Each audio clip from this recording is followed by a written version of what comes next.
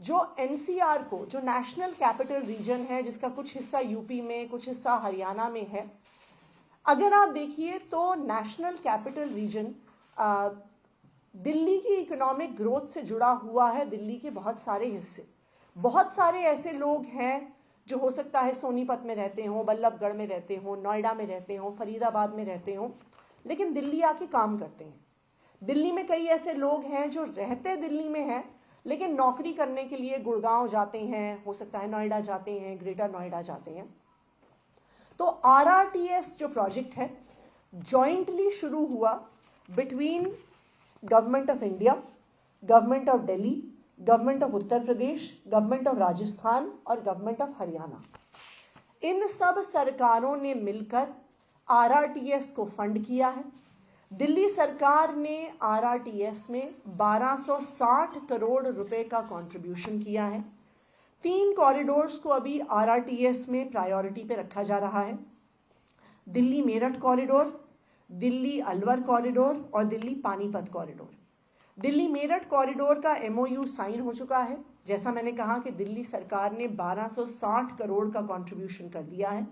दिल्ली अलवर और दिल्ली पानीपत कॉरिडोर को दिल्ली सरकार के कैबिनेट ने अप्रूवल दे दी है।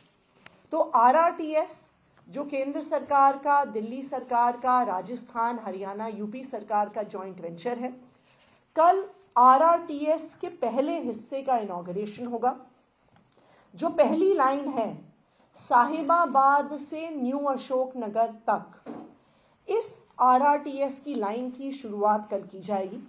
और मुझे खुशी है इस बात की कि केंद्र सरकार और दिल्ली सरकार के ये दोनों जॉइंटली फंडेड प्रोजेक्ट्स, जिसमें दिल्ली मेट्रो है और आरआरटीएस है, इसके इंफ्रास्ट्रक्चर से दिल्ली के इकोनॉमिक ग्रोथ को गति मिलेगी। और मुझे खुशी है कि कल केंद्र सरकार और दिल्ली सरकार दोनों मिलके दिल्ली मेट्रो की नई लाइंस का और आरआरटीएस की नई लाइंस का उद्घाटन कर रहे हैं। Thank you. आज बीजेपी की लिस्ट आ गई है। कालका जी से आपके खिलाफ रमेश बिधूड़ी को टिकट दिया है, पूर्व सांसद रहे हैं। अब अलका लामा, रमेश बिधूड़ी और आप कैसे देख रही हैं चुनाव? रमेश बिधूड़ी जी दक्षिणी दिल्ली से 10 साल सांसद रहे।